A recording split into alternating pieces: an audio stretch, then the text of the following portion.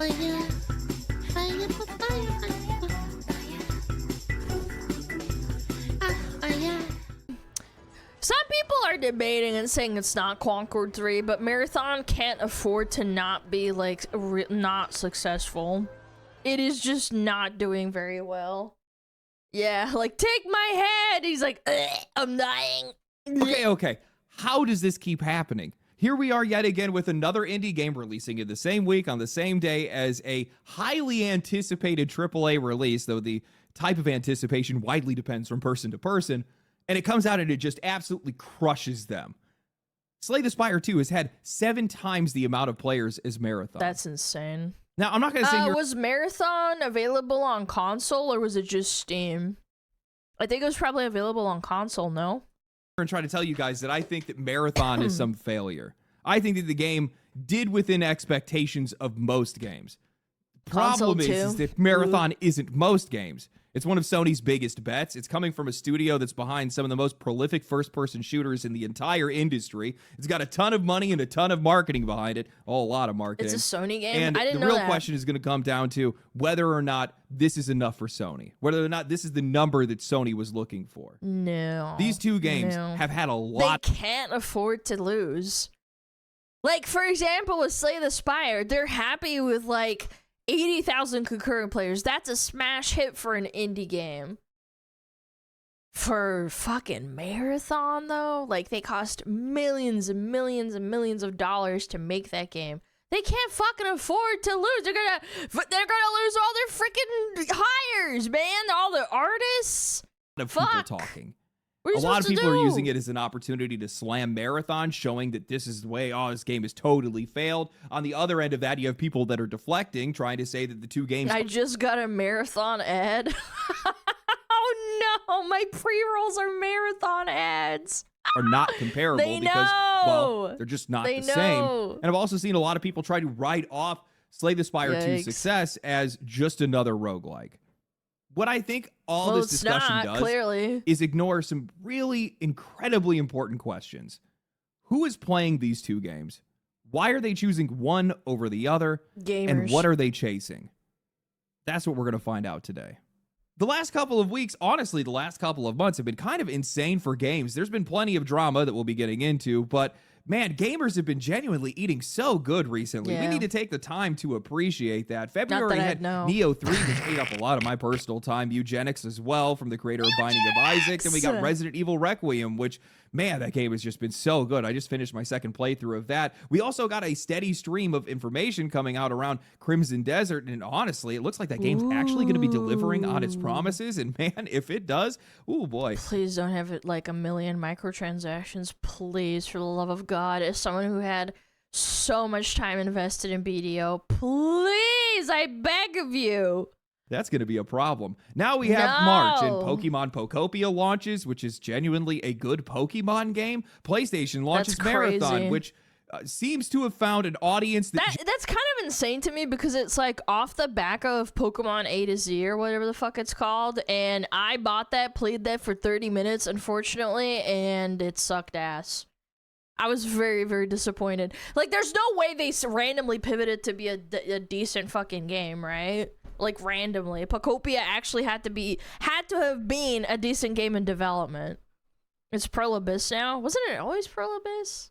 Genuinely enjoys BDO, it. I mean. But the player numbers definitely leave a lot of questions on the table. Questions that get a lot louder when on the exact same day, it is entirely eclipsed by Slay the Spire 2.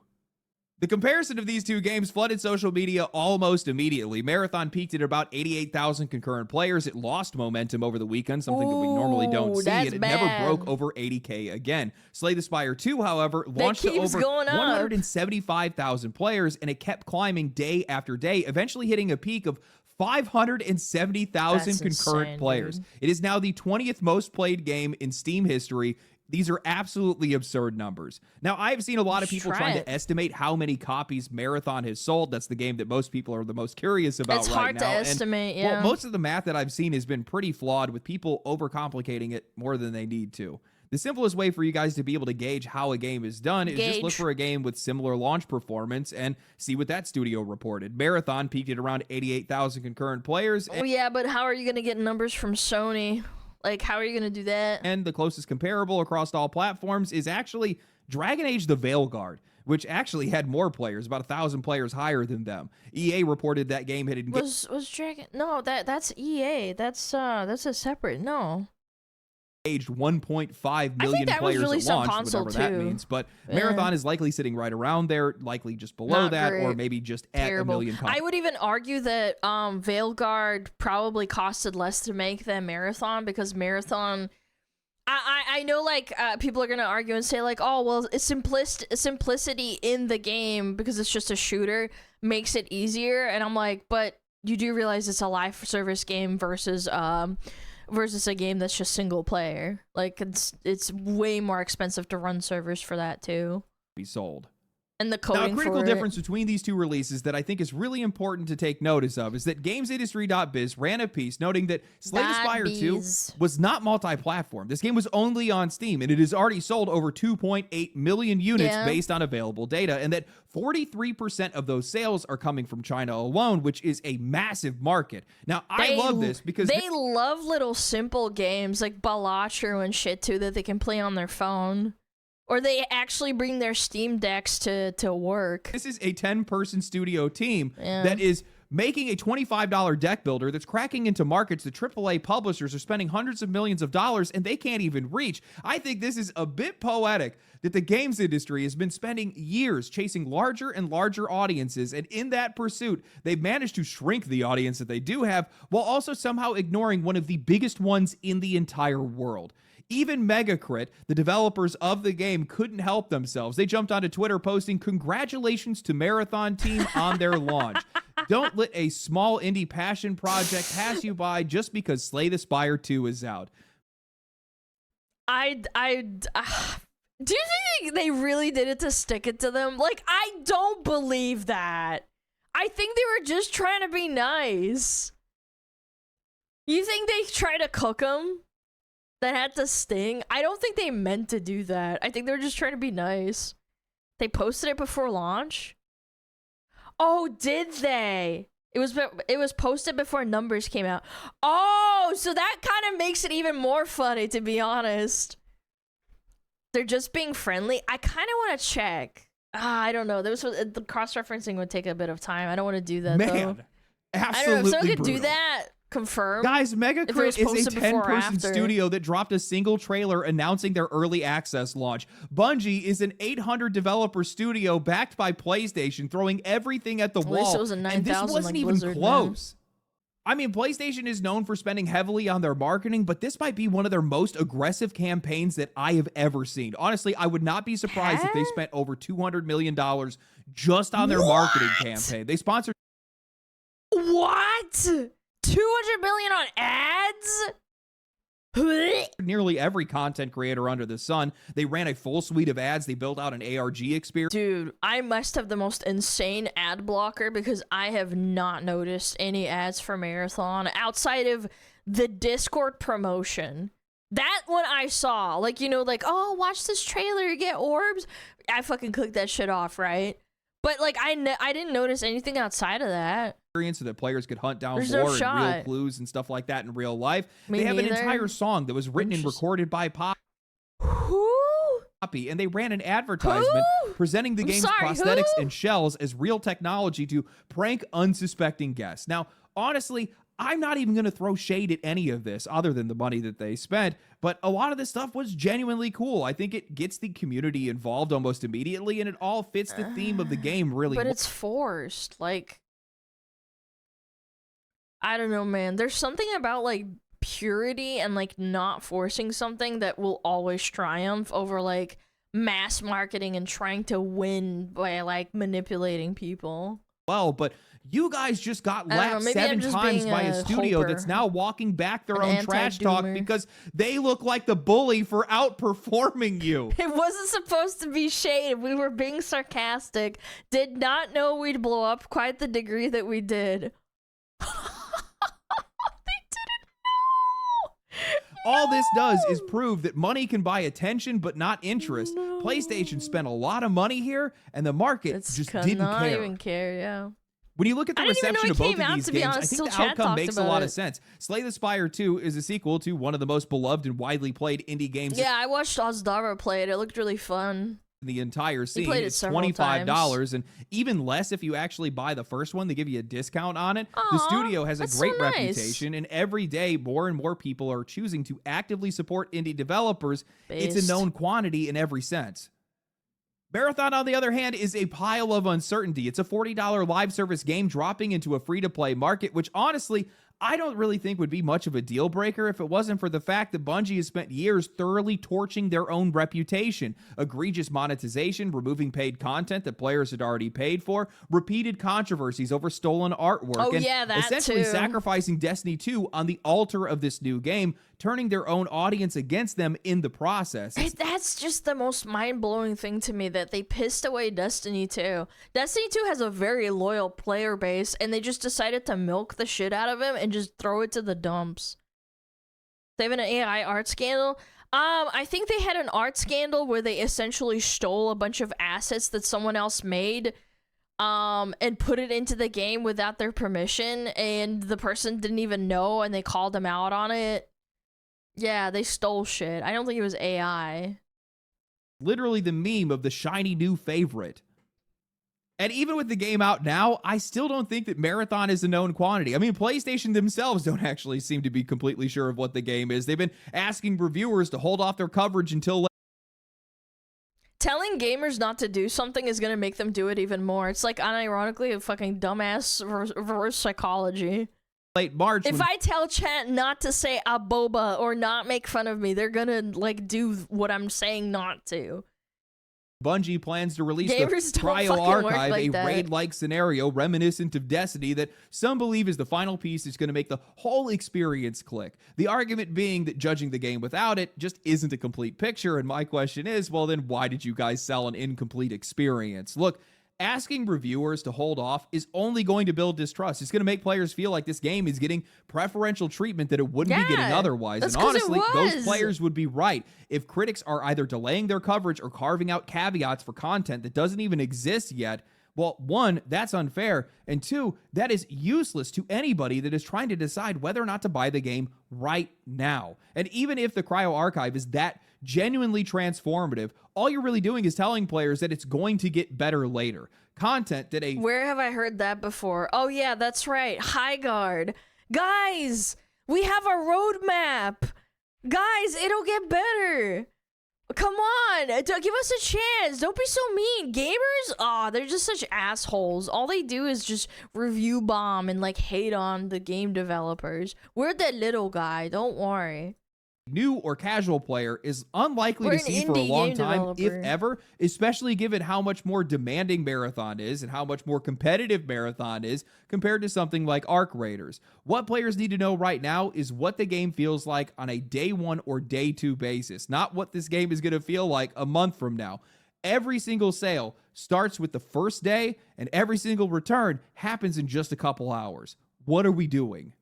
What I think Yikes. everybody is missing in this conversation is that players do not need a complete picture. All they need is a snapshot, and most people have already made up their minds on this game before it even came out. I think that's exactly what the numbers are telling you right now. Marathon's audience didn't grow over the weekend. It declined and then stabilized. The people that were on the fence gave the game a shot and didn't come back. The people who are playing it right now are the ones that were always going to be playing it. Yeah. I took the headphones off. It's hot as hell in here, so hopefully this still sounds How's it good. hot? Contrary to popular It's belief, winter almost. I actually do not think that Marathon Well, is it's a failed almost spring, game, to nor be do I fair. think that it's necessarily an objectively bad game. And honestly, I also think that it has dodged. But it's not exceptional. Like, Arc Raiders has such a loyal audience because it's fun. It has a lot of... Like, yeah, people are going to complain about balance and how they're fucking up and stuff, but I actually think, like, the more I hear the more I hear about Arc Raiders and people saying, like, oh, this sucks, they nerfed this, or, like, they're fucking up this and that, I actually think that emboldens...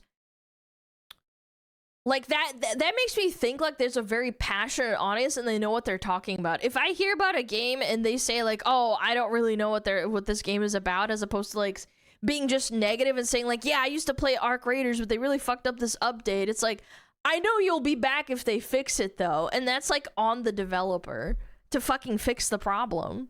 Doubt on being Concord 3. Marathon is hardcore in comparison to Arc Raiders, which means it's much smaller audience. Yeah, and they're forcing the esports aspect too. Like, I've noticed that a lot. Kind of.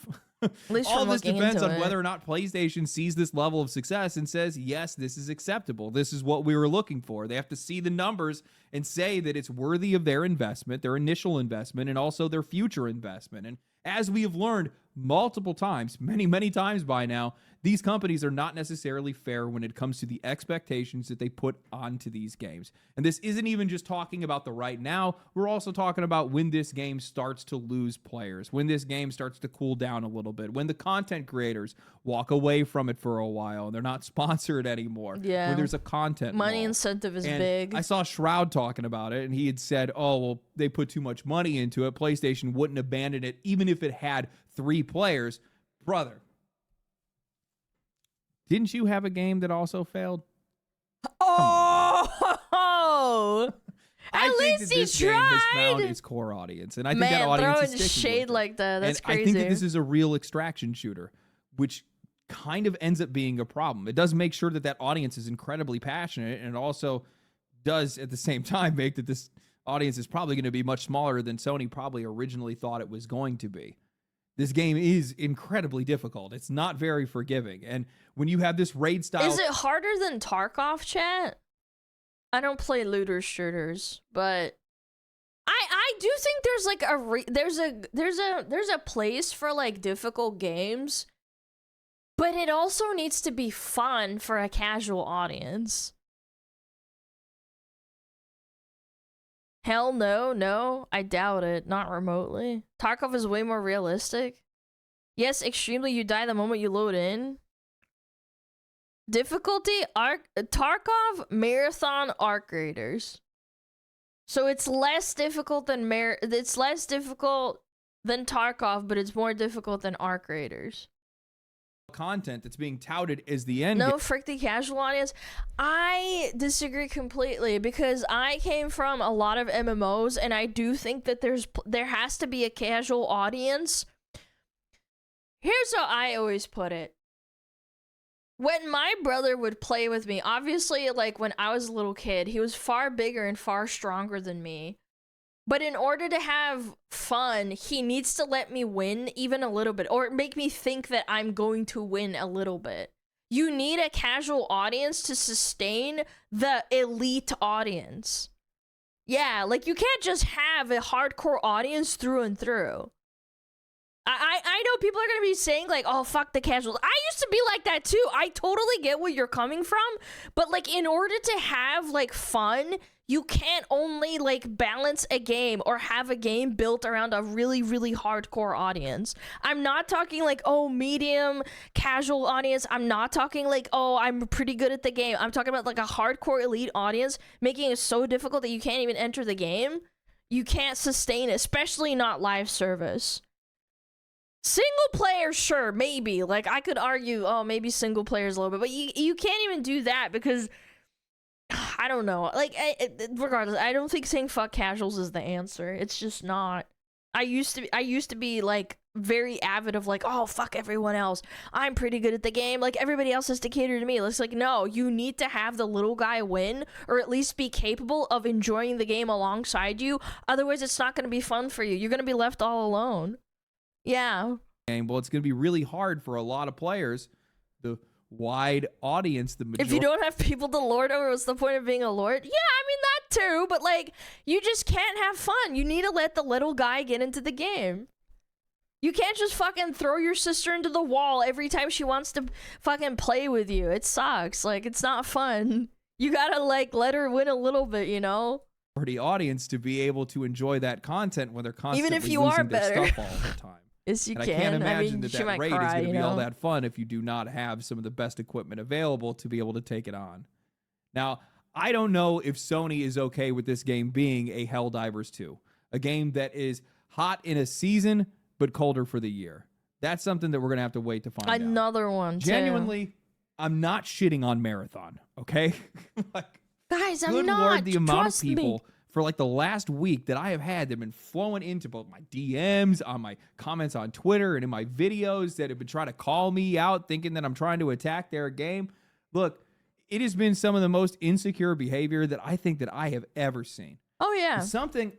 I realized something in that. With streamers, you also have to take it with a grain of salt. They're also thinking, like, with how, for example, this is a good one.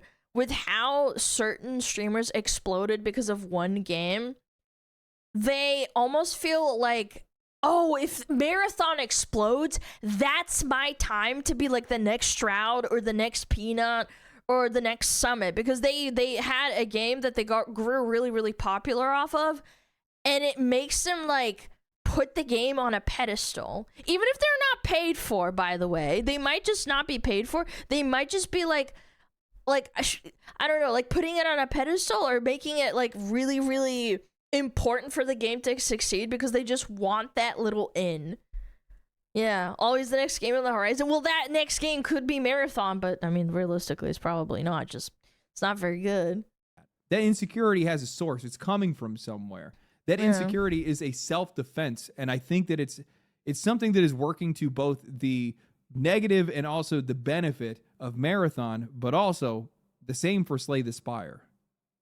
For me personally, I've been trying to give Marathon a fair shot, and I'll be honest with you guys, that has been a struggle as somebody who is predisposed to hating Bungie, but the game does have things that I love. For as jaded as I am as a Destiny player who lost content that I paid for, I cannot deny that. Wait, you lost content you paid for? What do you mean by that?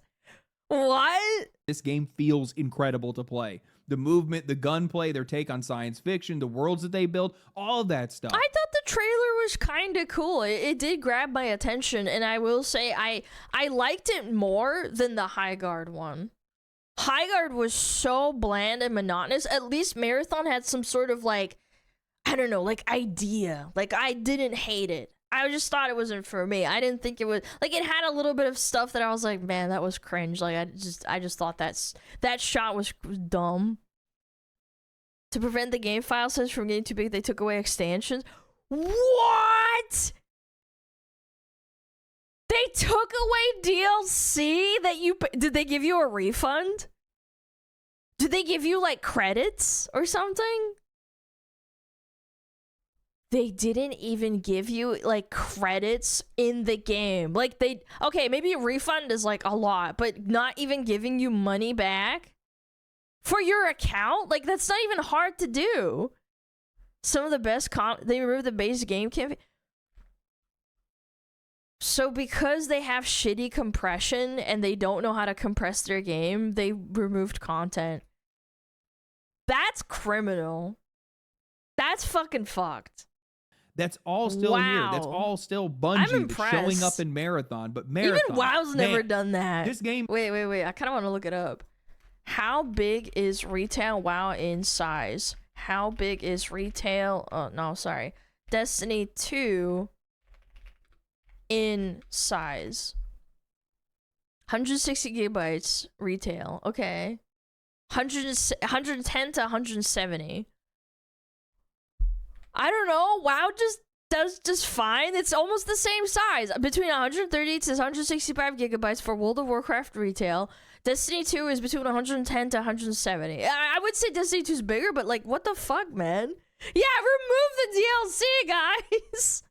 just take out like the Burning Crusade. We don't need that shit. Is so over designed. That's insane. It's like one of those pretentious fashion shows where it's all fashion and no function. The game looks incredible. It drips with a distinct art style that you genuinely cannot find anywhere else. And then you open a menu and your brain just starts to melt. Information, items, purchases all scattered in different ways that make the game just so needlessly confusing. I get that buying specific items from specific factions is lore accurate, but I should be able to sort this stuff by what I actually need. Meds, ammo, whatever else, without feeling like I need to go on a damn treasure hunt. There's no crafting in this game, so outside of that's a blue item, that's a green item, there's no real framework for any decision-making that you're making out in the field. Players and NPCs are blurring together in the moment. Sound feels like it's tight in some areas and then loose in others, which is just creating this low-grade, constant confusion that just never really lifts from me. And the neon colors everywhere. Again, I understand it's on theme, but your eyes are drawn to nothing. Basically, your eyes are looking at just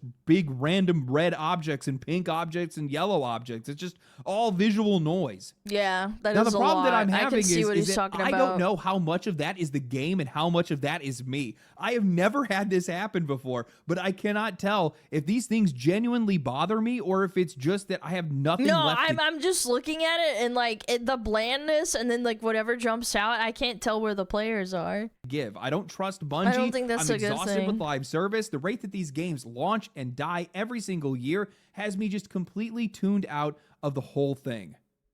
Then I sat down with Slay the Spire 2, and yes, I know that these games are entirely different, but the feeling is not different. Playing a game shouldn't feel this different. I was immediately in a flow state. Every single mechanic was so curious and inviting. The tooltips were explaining themselves right there on the card. The menus were so simple to be able to navigate. I'm getting it's that very easy little to hit of follow. reward every time I take down an elite or something else clicks. I just couldn't stop. And when I finally put the game down, I didn't feel exhausted. I didn't And also, like, it's probably also really easy to promote this game, like, on a stream, too.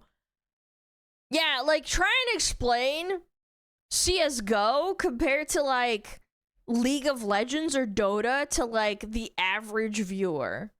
I'm not talking the average gamer. I'm talking about someone who's never picked up the game. This is easy to follow.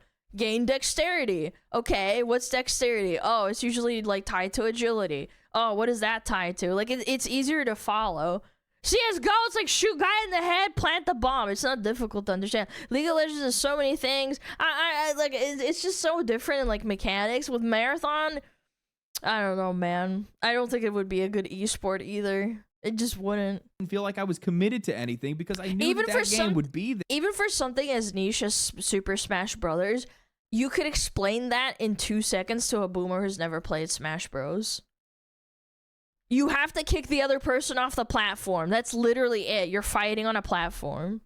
There, whenever I came back to it, there is this simple bliss in that simple sense of security. This is something that I think returns to what a lot of classic games used to feel like, where the experience was all about discovering things on your own and taking your time, where the tools were simple, but everything just felt limitless. And then I started wondering, maybe there's a lot of other people that are chasing that exact same feeling. Something that the games industry just hasn't come to terms with yet is that while they love gambling on live service games because the upside is insane, one successful game is going to effectively just make them immune to all the failures that they had before, wiping the slate clean. What they don't account for is that while those failures may not hurt them, they absolutely hurt the players. Live service games ask a lot from us. Marathon is not just some $40 purchase. It is a game that is going to continue to ask for more and more money, more faith in the studio, more faith in a roadmap, more faith in a future that is genuinely unclear. And that ask lands a lot differently when players have watched so many of these games just disappear. If I think of classic games, like I think of something from 20 years ago, say it's 2007 or 8, and you're launching like Halo for the first time. You don't fucking see people like writing in IGN, like in the newspapers or the journals that you would pick up at like the store, right? You didn't have people like posting on the forums, please like our game, give it a chance. They just made the game, they launched it, and word of mouth spread, and they just loved it. You didn't have these people fucking posting like crybaby sob stories. I feel like devs have become a lot of like very pussyfied, kind of like the players too. Like, I don't know. It's just this weird kind of like almost entitlement. And I do think gamers are the same way. I just think that we need to go back to like being treated like if it fails, it fails. Like, what are we talking about? Like blaming the gamers at this point. Time a live service game shuts down, real people get hurt by it. And I'm not just talking about the developers in this instance, because while we can sit around and we can meme all day, and while a lot of these games we can say are not made for you and I, or honestly the vast majority of people, there are a few people who genuinely do enjoy these games, and the number of those players is just accruing over time. I guarantee that there are people who bought skins in Multiverses, in the Cycle Frontier, in Concord, and Suicide Squad Kills the Justice. I don't know, man. I don't feel bad for them. You got fleeced. League in you gotta High get Guard. scammed, Actually, I know that's a fact because I just recently jumped into a match of High Guard just to grab some footage before the game's eventual shutdown, and there were people that were wearing paid skins. people who cared, people who were invested. A sucker is born every minute. And that all just gets taken away because these games are not hitting a benchmark that has nothing to do with them. What that's done over time is it split the audience in two. You have people who will go nowhere near a game like Marathon. I mean, I can name a really good example of this too. Bless Online launched in the West in like 2016. I remember Asmund and McConnell like laughing about it on stream back then. And I was laughing along with them because I bought the game and then Steam did the refund, like no questions asked, because the game was so bad. And then they relaunched Bless Online probably like 5 or 6 years later. And I was like, like, if you, okay, fool me once, shame on me. Fool me twice, shame on you, bro. Who the fuck is like playing this again? Because they don't know what it is, they don't know what it will become, and they don't want to find out the hard way. And then you have people who are genuinely enjoying it, and they're terrified that it's going to suffer the same fate as a lot of these other games. So they go out there, they start defending it like crazy from any and all criticism just to try to keep it alive. That's how you end up with these wild swings where you have these devout players that are preaching the word on one side and everybody else that's skeptical on the other. It's also how you end up with a launch that genuinely you can't really call a success or failure. It's just kind of sitting in limbo, which is exactly where Marathon is sitting right now. Now, on the other hand, you have Slay the Spire 2, which isn't asking you for anything beyond the $25 that you had already spent on it like any other single-player game. These developers have already come out publicly stating that they are microtransaction haters, a stark contrast to basically everybody else in the industry. They have a positive reputation. They have no barrier to entry. I'm pretty sure people don't fucking cry about Path of Exile having microtransactions in the game. They don't. I've never heard that sentiment because it's fucking free and it's a fucking good game. Yeah, it's a niche game. Not everybody plays it. I think it's a little bit autistic. I think it's a little bit spreadsheety. I've played Path of Exile 2 a decent amount, and I played Path of Exile 1 a pretty decent amount. I'm still a massive casual, but like, yeah, like it's still a good game. Like I enjoyed it for what it was, and it was fucking free. People spent money on it because they felt it was deserved.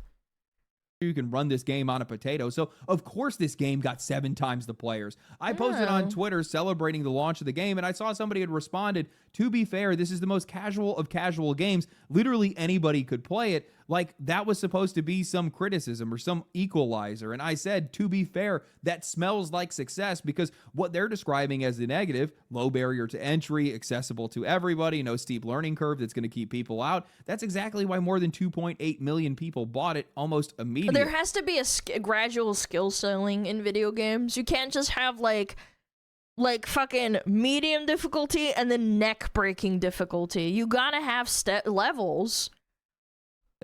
The games industry keeps trying to lock players down, stretching out these games and their playtime and their attention and all these different things beyond what any... There's no way that guy actually said easy equals bad. That's just... I don't know, man. This is dumb. Player can realistically give any of these guys, and it's just not working. Easy isn't bad. Too. It's not going anywhere. It doesn't need to hold 100 million concurrent players just to be able to justify its existence. It already has made its money cleanly from a $25 purchase and no servers to maintain. And all they got to worry about is just keep building on the game from its early access while it's already a smashing success. Megacrit didn't have to spend hundreds of millions of dollars in marketing or anything else, which means that they just basically get all the money in return that they spent. And marketing costs a lot of fucking money, man. Getting eyeballs on people, you have to go through a marketing research team. You have to fucking pay graphics. You have to pay for cinematics or some shit. You have to pay for promotions. You have to pay for billboards if you still use that. Like real world billboards, like, you know, out on the, you know, on the square of a city, like that costs so much money. Yeah, word of mouth is fucking just so much better. If you can have, obviously it doesn't mean you shouldn't spend money, but like if you have more word of mouth, it's awesome. Yeah. It's an enormous payoff for these guys. They get to keep making games, and the game itself just sits there. Permanent, waiting for whoever wants it. Next week, next year, 5 years from now, you cannot say that about a lot of these live service games. I think that permanence is a form of trust, and trust is something that is in very short supply in the games industry. When I look at how a lot of these indie games are getting support and they're just snowballing year after year with every single one of these releases seeming to land harder than the last, I don't think that that's people that are just discovering good games. I think that's a signal. Players are tired. They're tired of the indifference towards the future of their hobby. They're tired of games disappearing, tired of money that they're spending on something that is just being taken And away. in some fucking cases, and I know this isn't like directly related, but there are games that take taxpayer money from European countries or American countries or not American countries, from America or Canada, and then they make dog shit games, and that makes me so mad. American countries.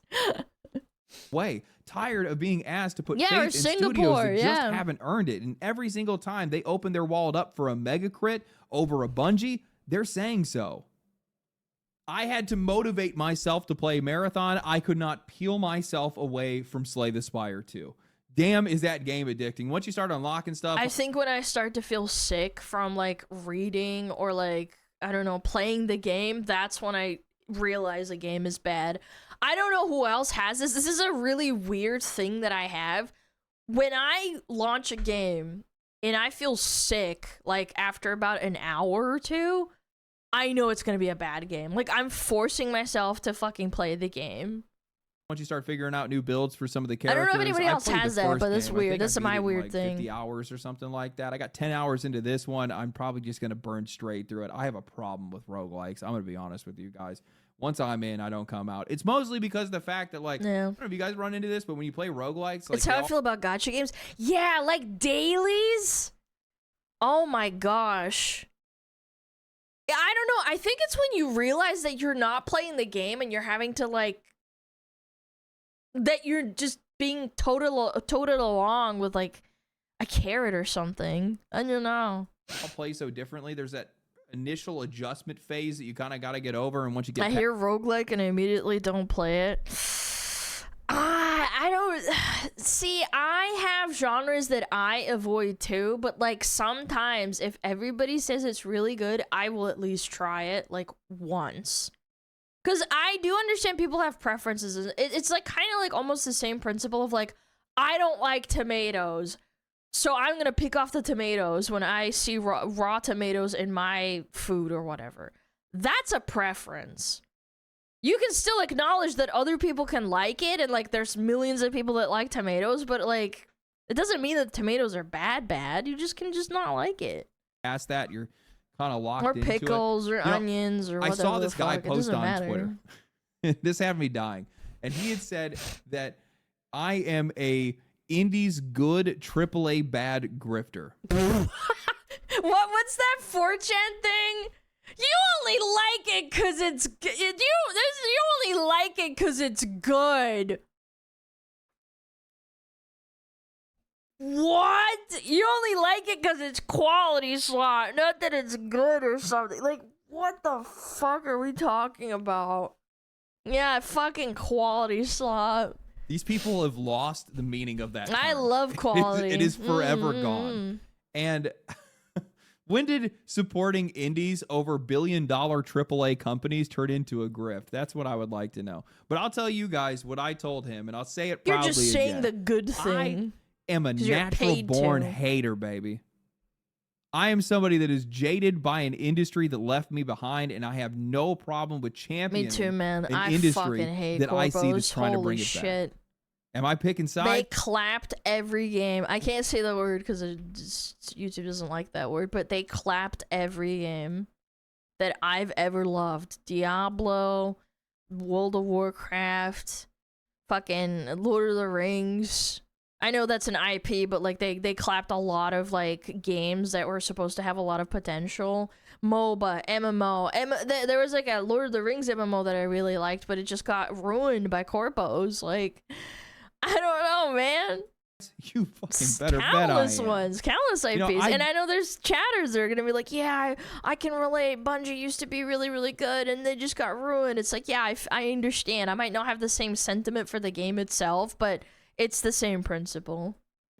I don't want I hate Marathon to them. fail. I see that people really like the game. And while I definitely have a jaded history, I can still see that there's some of that Bungie magic that's being squeezed out of it in some way. Yeah, like And a little butthole. I would kind of like to see them try to iterate on that. The question just becomes whether or not that's what Sony wants, whether this game's success is what Sony sees as a success. Now, the one thing that I will say is it does seem like Sony did just greenlight another project with the company, so maybe that means all clear.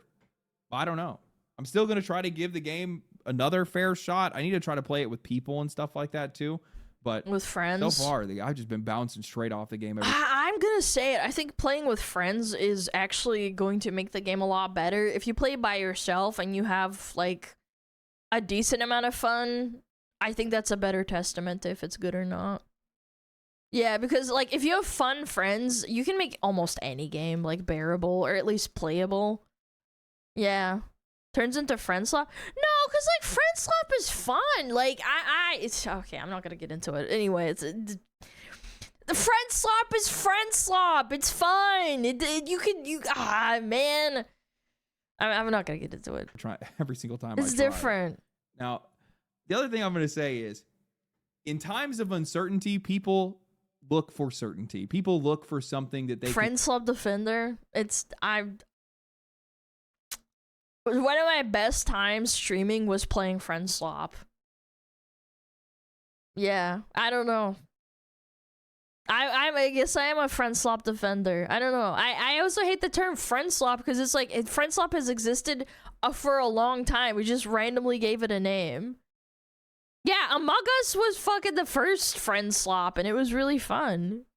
can find security in. And right now You're in the just games jealous. You industry, don't have honestly, friends. in all walks of life, I think a lot of Bitch. people are just feeling really uncertain right now. So when you look at a game that you can just buy one time, a game that you can afford, most importantly, that has a fixed future, it makes a lot more sense to be able to invest in something like that than something that you just can't see the future for. Doesn't make a lot of sense for these players to want to invest in live service right now. I think people have kind of had enough. Yeah. Hope you guys enjoyed the video. If you did enjoy the video, like the video, subscribe to the channel, follow me on Twitch, follow me on Twitter, follow me on YouTube, subscribe to the channel if you haven't for whatever reason. That doesn't even make any actual sense. Make sure you guys comment down below and like the video. Like it twice. Is that possible? No, if you like it again, you'll unlike it. Don't do that. Just like it once. Family. Catch you guys in the next Family. one. Stay cool, stay righteous, stay safe. Family. Family. Family. Family. Family. Fuck. I can't do it. Damn it. Fire, fire, fire, fire.